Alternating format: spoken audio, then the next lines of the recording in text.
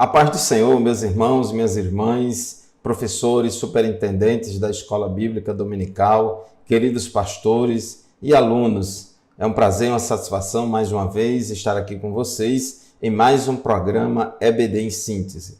O programa EBD em Síntese é de responsabilidade do Departamento de Ensino Bíblico da Assembleia de Deus em Mossoró, no Rio Grande do Norte, e ele é transmitido por todo o sistema de comunicação da Assembleia de Deus em Mossoró. Rádio Libertador, FM 96.3, TV AD e redes sociais da Assembleia de Deus em Mossoró. Estamos felizes com essas lições deste terceiro trimestre do ano de 2021.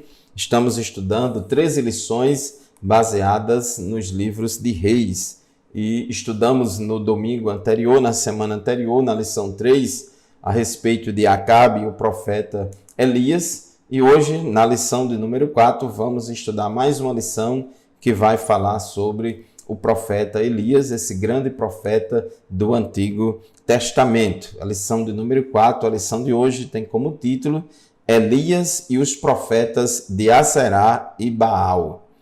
O texto áureo da nossa lição se encontra em 1 Reis, capítulo 18, versículo 38, que diz assim: Então caiu fogo do Senhor e consumiu o holocausto, e a lenha, e as pedras, e o pó, e ainda lambeu a água que estava no rego. E a verdade prática da nossa lição de hoje declara o seguinte: O Senhor sustenta com sua mão forte, o Senhor sustenta com sua forte mão todos os que estão dispostos a proclamar a verdade de que Ele é o único Deus digno de adoração. Esse mandamento é o primeiro grande mandamento. Ouve, Israel, o Senhor nosso Deus é o único Senhor.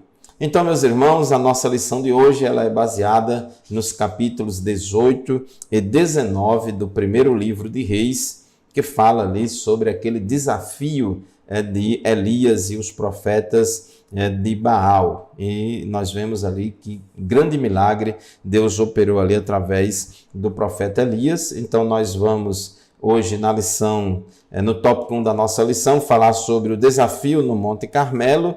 No tópico 2, a oração de Elias, ali naquele desafio. E no tópico 3, Elias em Horebe. Então vamos salientar que é necessário, urgente, enfrentar o pecado, relatar que Deus responde às nossas súplicas e, finalmente, expor as fragilidades do ser humano. Nós sabemos que nessa época do rei Acabe, Acabe foi o pior rei de Israel, o pior rei do norte.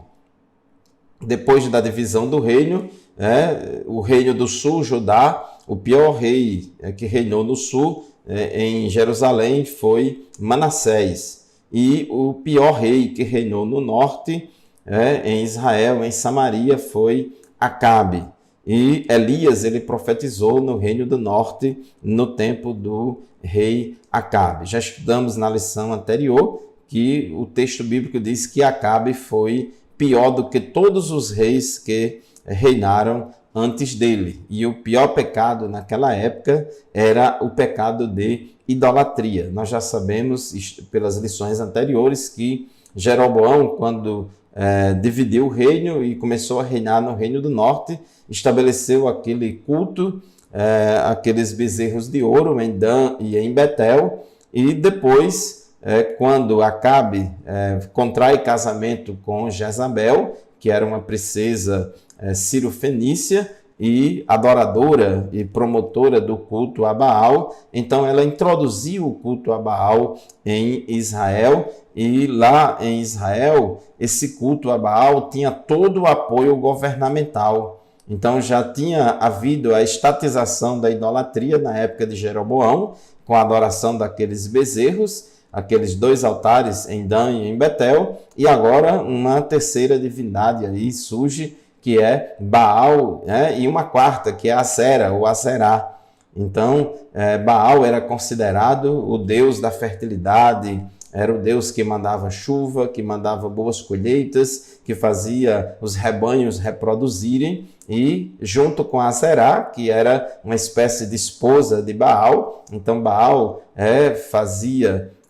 tinha relações com Aserá, e assim, por causa disso, havia a fertilidade da terra, dos rebanhos, etc. Então essa era a crença pagã, idólatra, e eles acreditavam que Baal tinha poder sobre a chuva, tinha poder de mandar chuva e fazer a terra crescer e produzir o pão.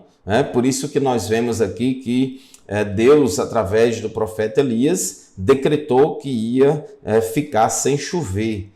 Então, através da palavra de Deus, por meio do profeta, fez com que não chovesse. Então, irmãos, o profeta Elias é um dos mais relevantes personagens da Bíblia.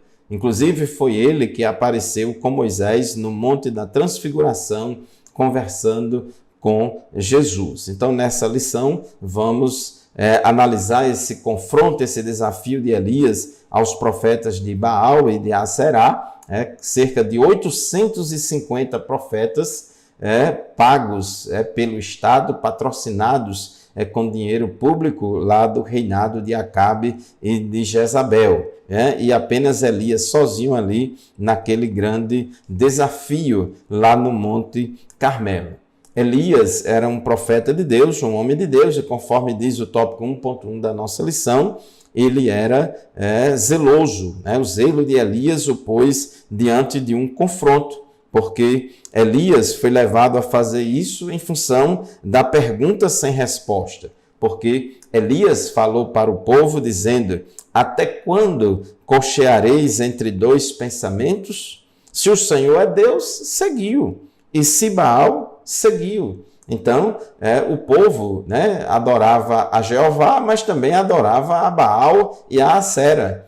E Deus, ele não aceita esse tipo de mistura. Deus requer exclusividade. Por quê? Porque Deus, Jeová, é o único Deus que existe, é o único Deus vivo e verdadeiro. Baal, Aserá, são invenções humanas, são ídolos inventados pelos homens. Então, Elias disse: vocês não podem servir a Jeová e a Baal. Então, vocês têm que decidir. Vocês não podem estar vacilando e hesitando entre Baal e Jeová, porque ninguém pode servir a dois senhores. Então, se Baal é Deus, então vá seguir Baal e deixe Jeová. Mas se Jeová é Deus, então siga Jeová e deixe Baal. Só que o povo não deu resposta. O povo queria o sincretismo religioso e, por causa desta falta de resposta, Elias promove e propõe ali aquele desafio na prática para provar quem é o Deus verdadeiro. O tópico 1.2 da nossa lição fala do problema de não saber a quem adorar. Os homens, no seu pecado, eles se entregaram à idolatria. Romanos 1:25 diz que os homens trocaram a verdade de Deus pela mentira e adoraram e serviram as coisas e seres criados em lugar do Criador, que é bendito para sempre. Então, a idolatria é terrível, é um sentimento, o sentido amplo de idolatria pode indicar a veneração ou adoração a qualquer objeto. Inclusive, a idolatria pode ser a qualquer objeto, pessoa, instituição ou ambição que tome o lugar de Deus ou que diminua a honra que lhe devemos. Então, a idolatria pode ser praticada não somente adorando a imagens de esculturas, mas a qualquer coisa que a gente coloca no lugar de Deus. O nosso Deus, o Todo-Poderoso, não divide o seu louvor com quem quer que seja, porque ele é único. Isaías 42, versículo 8, a Bíblia diz que o meu louvor eu não dou a ninguém, a minha glória eu não dou a ninguém, nem meu louvor às imagens de esculturas. Deus é um Deus zeloso e requer exclusividades. Por isso que o primeiro mandamento do decálogo é: não terás outros deuses diante de mim. Então Deus requer exclusividade. Então, a despeito de terem todas as características de divindade, esses pretensos deuses, esses ídolos que eles adoravam, e muitos adoram hoje, não passam de ilusão inventada pelo homem, não passa de ilusão. Inclusive, a Bíblia diz no Salmo 135, versículos 15 a 18, que os ídolos das nações não passam de prata e ouro, feito por mãos humanas. Eles têm boca, mas não podem falar, olhos, mas não podem ver, têm ouvidos, mas não podem escutar, nem há respiração alguma em sua boca. Tornem-se como eles, aqueles que os fazem e todos os que neles confiam. Então, meus irmãos, o ídolo não é nada. Bom, chegamos ao final do primeiro bloco do nosso programa de hoje. Vamos fazer o nosso primeiro intervalo. Rapidinho, já já a gente volta para continuar o estudo da nossa lição. Continue conosco.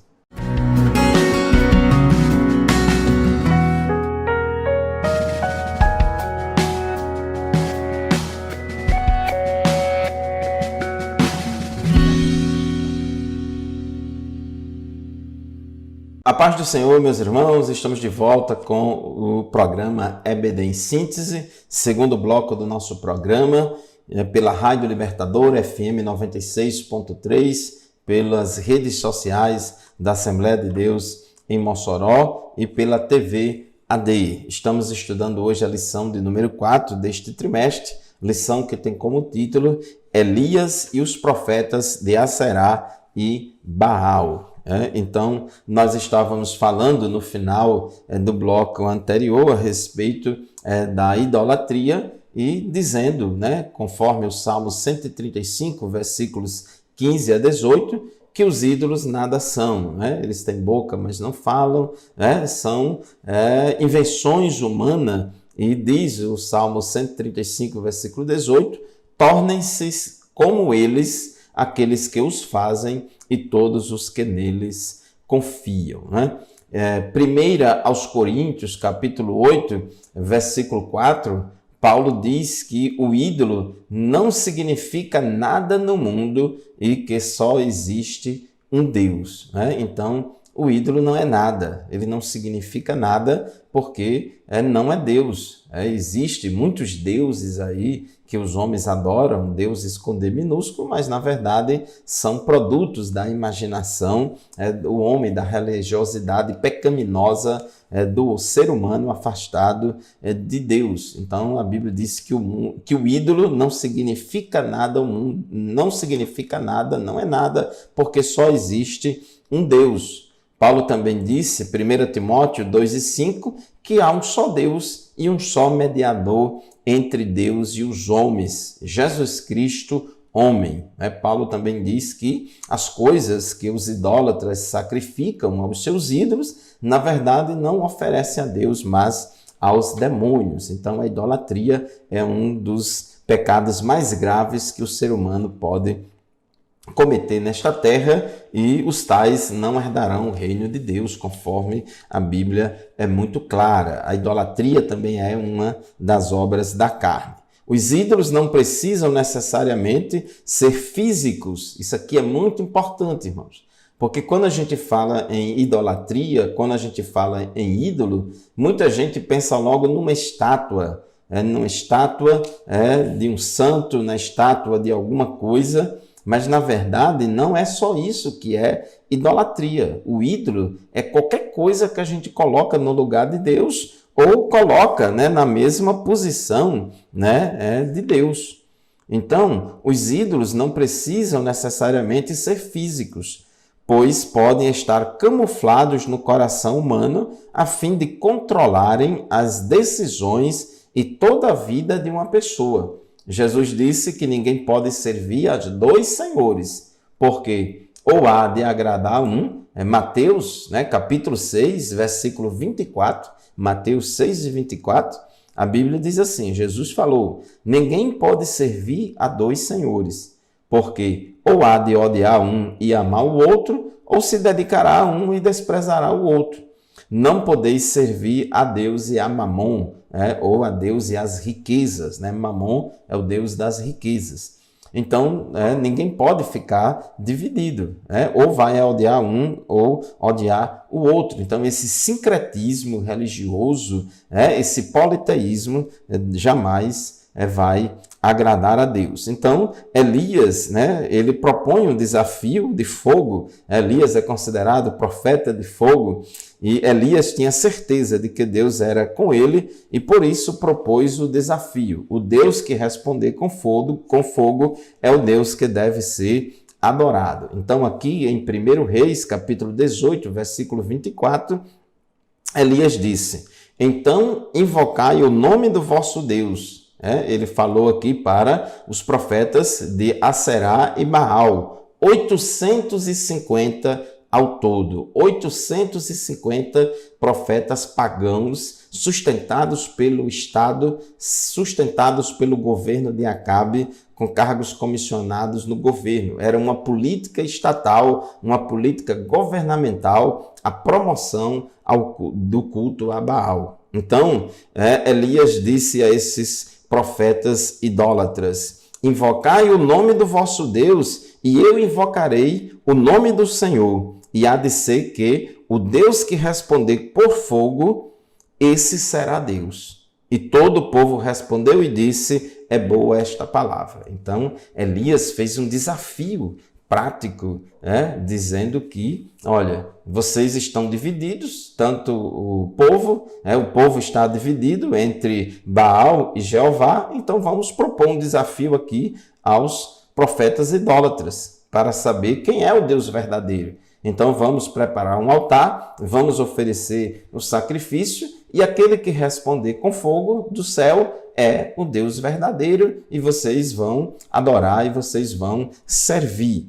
Então, o povo concordou com isso, concordou com esse desafio. E o interessante, irmãos, que a crença, a fé dessas pessoas idólatras era tão grande que eles aceitaram o desafio. Os profetas de Baal e os profetas de Aserá, eles acreditavam tanto nesses deuses falsos que toparam o desafio com Elias, né? E nesse desafio, né, de Elias, né, não foi a vontade de Elias lançar o desafio. Elias não fez ali um exibicionismo para se mostrar, para dizer que era homem de Deus, para vocês saberem que eu sou homem de Deus. Não, Elias não fez nenhum show pirotécnico religioso para se mostrar, mas o próprio Deus, né, orientou Elias para este desafio, para mostrar ao povo de Israel que Jeová era, sempre foi e sempre será o único Deus vivo e verdadeiro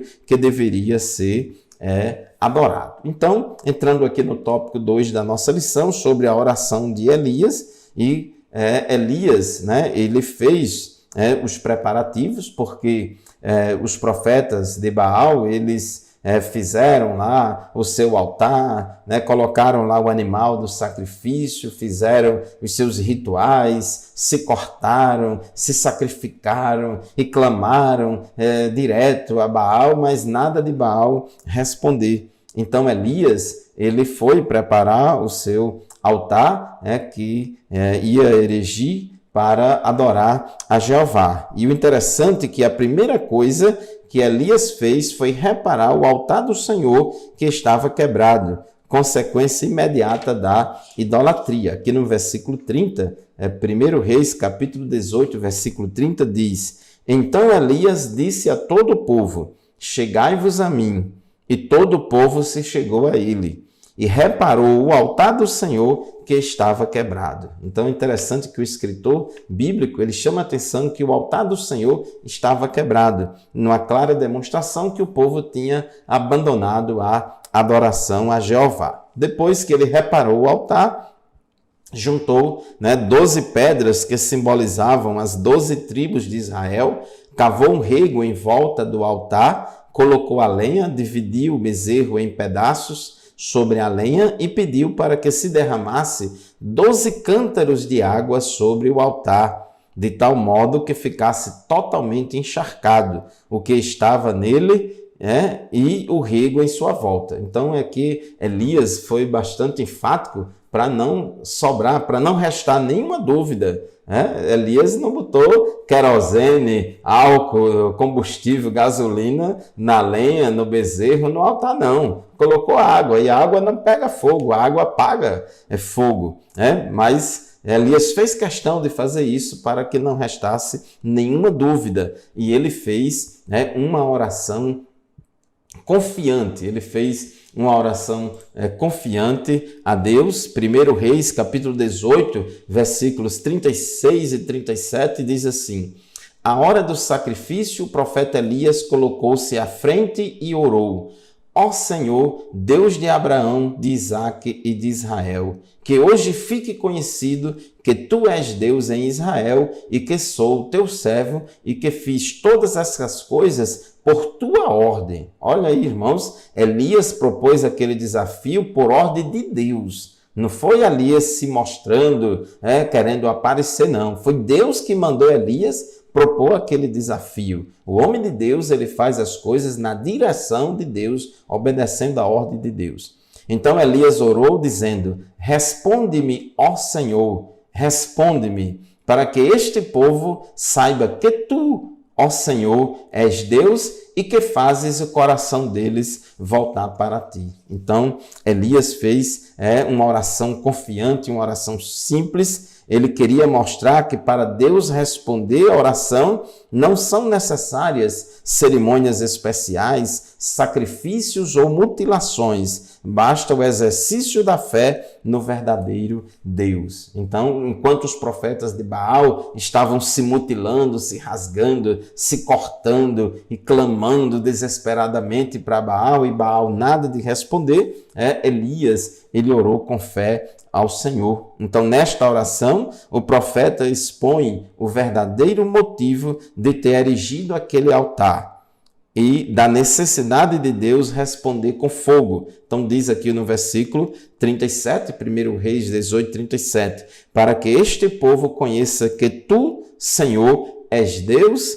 e que tu fizeste tornar o seu coração para trás. Então, a Bíblia diz que tudo que fizermos devemos fazer para a glória de Deus e não para a nossa glória ou para a glória da nossa igreja, para a glória da nossa denominação, para a glória do nosso ministério, mas tem que dar a glória para Deus, porque Deus não divide a sua glória com ninguém.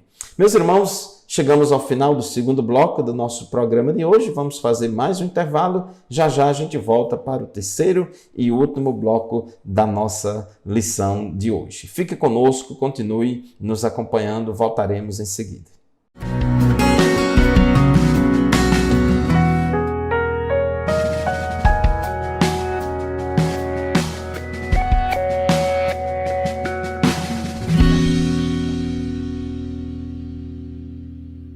A paz do Senhor, meus irmãos, estamos de volta com o programa EBD em Síntese para o terceiro e último bloco do nosso programa de hoje. Estamos estudando a lição de número 4, Elias e os profetas de Aserá e Baal, Lição baseada nos capítulos 18 e 19 do primeiro livro de Reis. Nós, no final do bloco anterior, estávamos falando ali daquele desafio que Elias, sob a direção de Deus, por ordem de Deus, propôs, ele desafiou aqueles 850 profetas idólatras. E ali ele orou ao Senhor, pedindo para que Deus mandasse fogo do céu. E a Bíblia diz em 1 Reis, irmãos, 1 Reis, capítulo 18, versículos 38 e 39, a Bíblia diz que Deus ouviu a oração de Elias.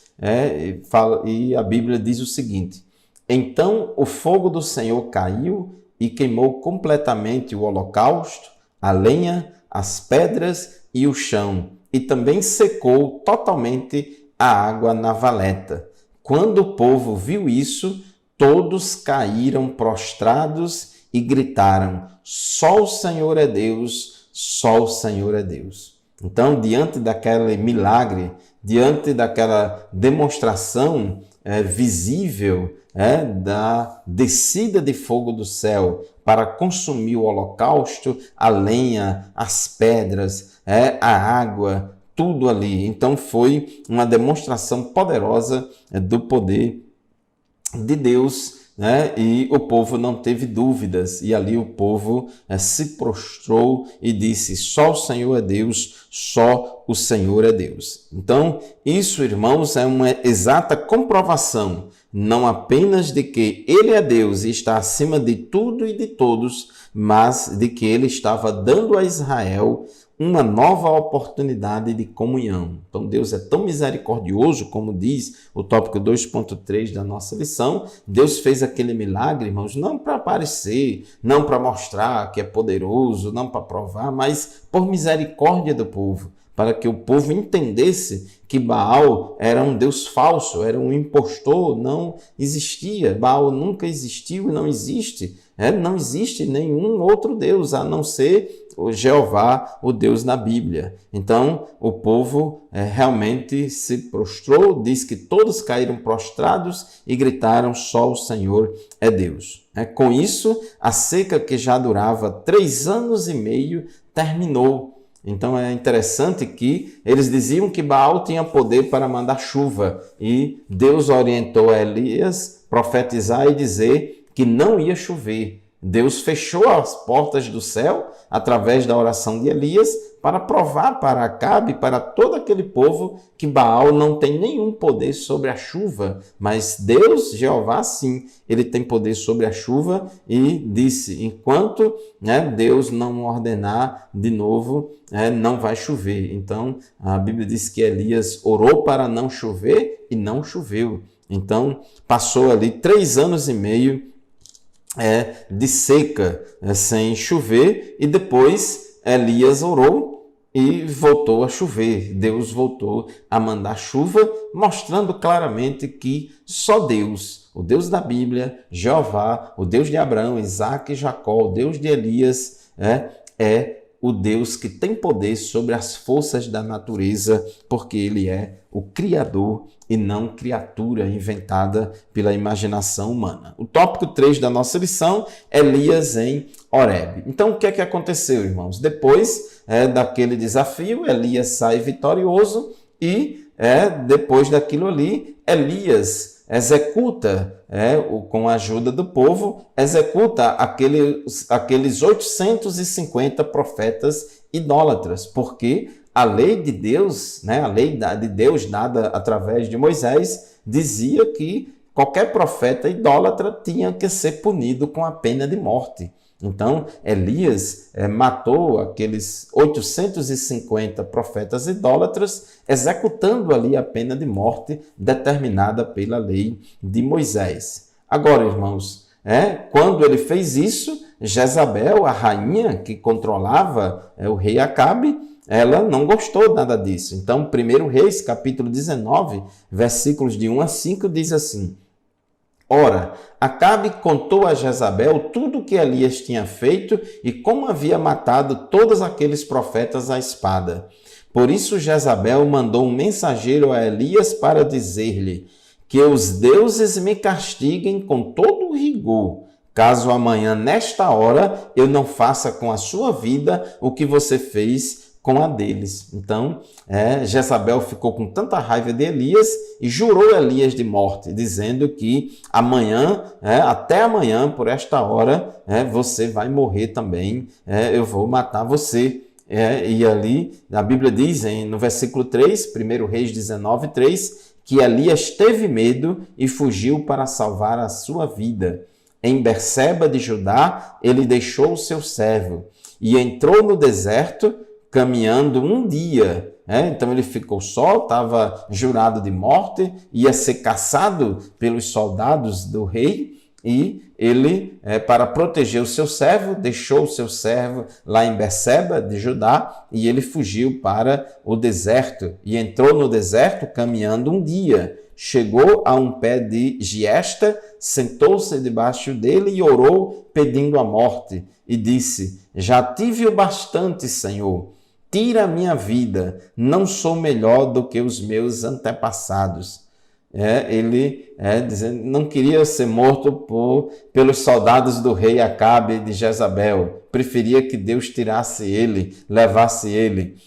Depois ele se deitou debaixo da árvore e dormiu. E de repente um anjo tocou nele e disse: levante-se e coma. Então, irmãos, isso mostra que até mesmo os crentes mais fiéis podem vir a sofrer depressão e desânimo na sua caminhada, mesmo depois de serem usados pelo Senhor de forma extraordinária, como foi com Elias. Elias, segundo Tiago, capítulo 5, versículo 17, diz que Elias era um ser humano sujeito às mesmas paixões que nós, sujeito às mesmas limitações humanas do que nós. Então ele estava ali muito triste com aquilo e pediu a morte. Ele orou a Deus. Ele não teve desejo suicida, absolutamente. Ele nunca pensou em tirar a sua vida, mas ele pediu a Deus para levá-lo, para que Deus tirasse a vida dele. Então, tópico 3.2.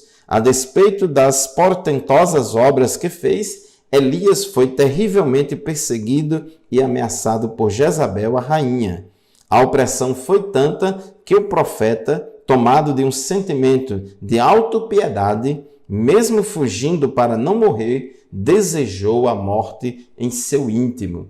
Capítulo 19, versículo 4, de 1 Reis. Ele desejou a morte no seu íntimo. E Deus, irmãos, respondeu a Elias. Deus mandou um anjo para socorrer Elias. Então, lá debaixo daquela árvore onde Elias adormeceu, um anjo chegou, tocou nele e disse: levante-se e coma. E Elias olhou ao redor e ali, junto à sua cabeça, havia um pão assado sobre brasas quentes e um jarro de água. Ele comeu, bebeu e deitou-se de novo. Então Elias estava tão desanimado, exausto, com as suas energias e suas forças exauridas, que não conseguia seguir em frente. Estava prostrado ali debaixo daquela árvore, mas Deus mandou um anjo cuidar de Elias, levando pão e água, para que ele pudesse se recompor.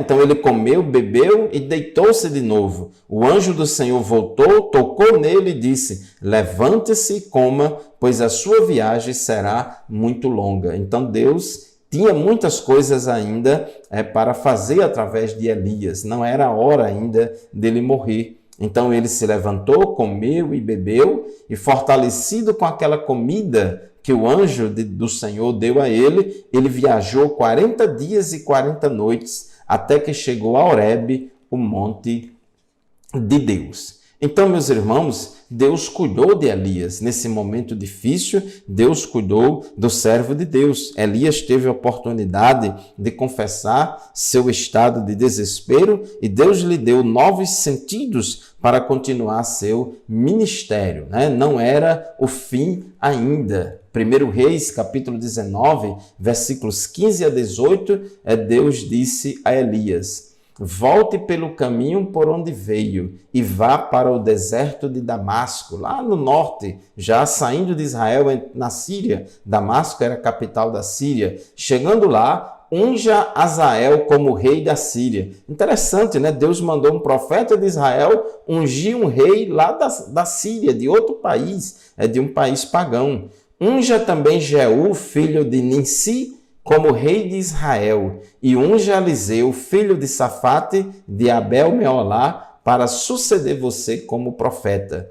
Jeú matará todo aquele que escapar da espada de Azael, e Eliseu matará todo aquele que escapar da espada de Jeú. No entanto, fiz sobrar 7.000 em Israel, todos aqueles cujos joelhos não se inclinaram diante de Baal e todos aqueles cujas bocas não o beijaram. Então, meus irmãos, Deus conservou ainda não somente Elias, mas pelo menos 7.000 homens e mulheres, pessoas de Deus que não se dobraram perante Baal. Então, meu querido irmão, minha querida irmã, assim chegamos ao final de mais uma lição da Escola Bíblica Dominical, mais uma edição do programa EBD em síntese, com esta história extraordinária do profeta Elias. Ainda que a sua volta quase todos estejam contaminados pela idolatria e toda forma de injustiça,